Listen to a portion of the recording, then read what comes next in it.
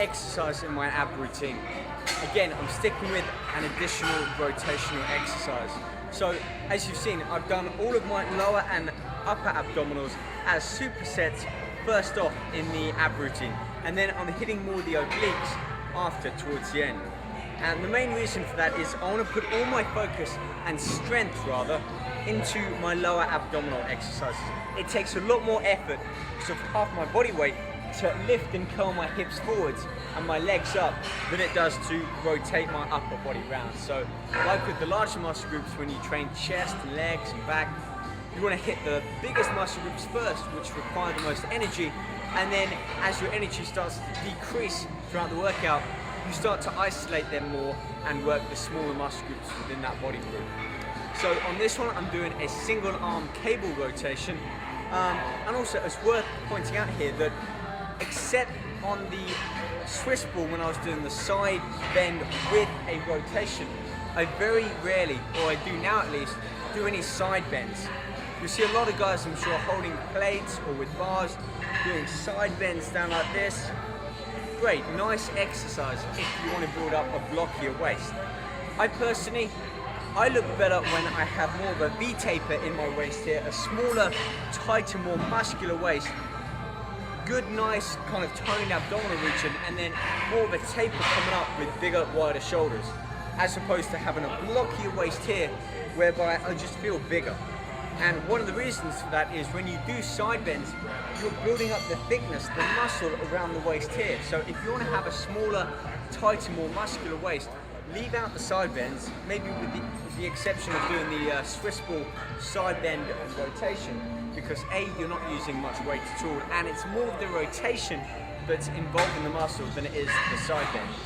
So that's mainly the reason. I want to have a small, tight waist. And this is a great exercise for achieving that.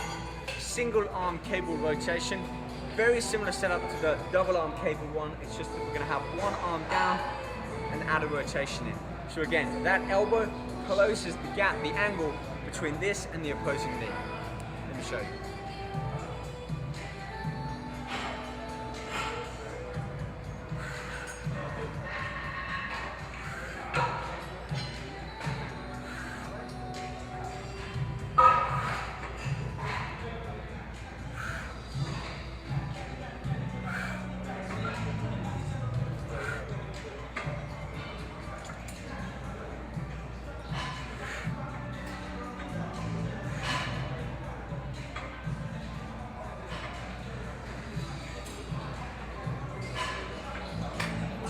Right, like with all ab exercises that I've done today, I've kept everything fixed. The arm between, or the distance between my forearm and my bicep is remaining fairly fixed. And by that I mean I'm not straightening my arm and using the muscles in my arm, shoulders and bicep to pull that weight down as I close the gap. Everything is fixed here. If you imagine that your whole upper body is fixed in plaster, it's immovable. I can't move any limbs or joints, but all I can do is come down and rotate. That's the movement, and it's fluid as well. Like with the side bend and rotate, it's simultaneous. I come down as I rotate as I come back up. This muscle, think about what you're working. Think, when I'm doing this exercise, what muscle can I feel working? Should I be feeling that working? What other muscles are being worked? Think about isometrically tensing that muscle. You know, we can all do that bodybuilding pec dance. I'm not going to do it now. Right, it's that, where you move the pecs up and down. That's because I'm thinking about engaging and contracting the muscle, independent of doing the movement. It's the same mind-body connection that you want to have, that mind and muscle connection that you want to practice and build up, so that when you're doing this exercise, I can think, okay, abdominal, oblique, rotation, fire. You know, here's a good little tip. When you're driving, or when you're sat at work, or when you're doing anything, even laying in bed at night, think about contracting your abs and maybe holding for up to 10 seconds. This is a game I used to play when I worked back in London. And we had traffic lights everywhere. I'd be driving and I'd come to a green light and I'd go through that light and think, okay, I'm gonna contract and hold my abs here until I go through 3 more green lights. Not so much of a game, but it really did teach me discipline in controlling abs. And I can remember times when I used to come to a red light and I'd be sat there for nearly a minute having to hold my abs in tight, squeezing, but it taught me really good discipline. And I'm now using that ability that I've built up and learned so that when I'm doing my ab exercises, I'm again connecting that mind and muscle connection and strengthening it so that when I do the exercise, I can really call on and engage that muscle. Okay, enough talking. Let me do the other side and you can see how it looks from where you are there.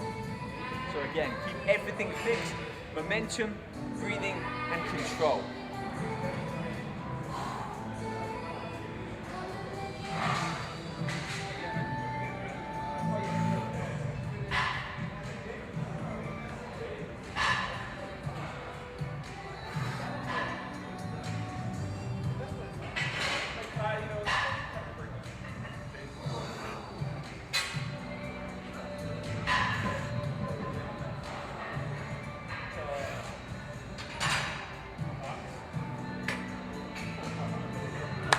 And there you have it.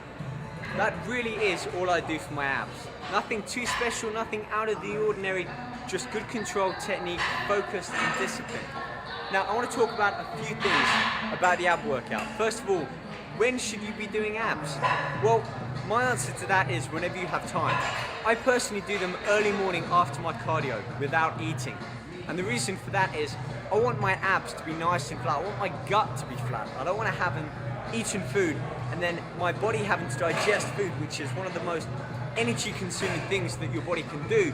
And secondly, I want my body to be burning fat for fuel. So by waking up early and by doing some form of cardio, and I alternate between steady pace and high intensity interval training, or HIIT for short, cardio, no more than 30-40 minutes, and then straight into this ab workout that I've just shown you. My abs are nice and tight, I can really feel them having to work, and then, you know what, here's the thing, I can go off and do my day, having done my cardio, having done my abs, and feeling good about myself. Now, in addition to that is because I've trained my abs, psychologically, I'm going to be always conscious of the foods I'm eating, anything that I drink. Had I not trained abs or done cardio, you know, the odd cheap food here and there, the odd missed meal, the odd beer after work, you know, we all do it. Doesn't seem to have that much of an effect, but when you train out and work out in the morning, hitting your cardio and abs, you're going to be that much more consciously aware throughout the day of everything you eat and everything you do. Now, what about eating before working out? Well, yes, you do need food, but early morning, your body's fasted all night. You have a period of about 10 to 12 hours from your last meal before you need to consume again. Now, you can take certain supplements such as glutamine and amino acids to help protect the muscle from being catabolized and being broken down, but I don't want to talk too much about nutrition and supplementation now. That's for another day. This has been about the exercise, the form and the technique of the workout. But really, you can do them anytime. You can do them after your weight workout.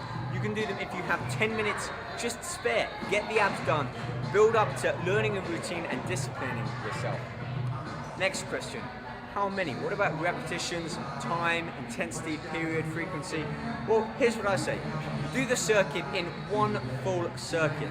Aim for between 15 to 25 repetitions for the full abdominal exercises. And if you're doing any of the rotational ones, of course you have both sides to cater for. So maybe 10, 12, 15 repetitions. And there's no limit really. I normally do 50 repetitions of each of the exercises we do, with about 30 reps of each side. And I do the whole circuit 3 times. Now, if you do the math, that's nearly 1,000 reps on abs. Now, I would never normally do that many repetitions for any other body parts, but like I said earlier, the abdominals are a pretty exclusive musculature structure. You know, they have several sheaths of muscle which are cross-section and very close to the heart and lungs, which mean they rapidly reoxidize. They get blood and oxygen into them very quickly, so you can punish them hard. Now, I don't mean go and load up the weight and try and lift it as heavy as you can, but if you feel, you can do high repetitions, high volume, that's the key here. A lot of reps, a lot of different sets, and incorporate a lot of different variables, such as repetitions, technique, rest periods, superset, drop sets. There's a whole host of different variations and techniques that you can add into abdominal training that you may not think about using for other exercises, such as when you train chest or legs. So make sure you incorporate and vary a lot of the different techniques that I've talked about for your ab workout. So do one full circuit, see how you feel, and then build up and try and do 2 and even a third. It takes me about 30 minutes to do the full ab workout. So, if you can do one circuit in about 10-12 minutes, then you're on time to be able to build up and get 3 full circuits in of anywhere from 20 up to 50 repetitions each set. Final thing, have fun with it. It's all about variation, like I said. Modify the exercises.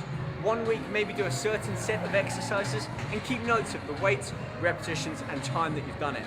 Next week, maybe try something different, and then the week after, come back to that first work set and try and at least replicate the same repetitions and the same weight, and if not, add 5 more reps to each set. Try and intensify and progress. That is the key. Everything that you do, you should try and progress and advance. Anyway, for more information, go to check out my fitness website, robrichersfitness.com. I'm going to have more videos on there, contest prep, nutrition, upcoming projects, photos, and you can ask me anything on there and I'll do my best to get back to you and answer. So until next time, my name is Rob Richards, pro WBFF fitness model and lifetime drug-free natural competitor, and you've been watching my favorite abdominal exercises. So until next time, take care, look after yourself, and have fun with ab training. Okay, bye.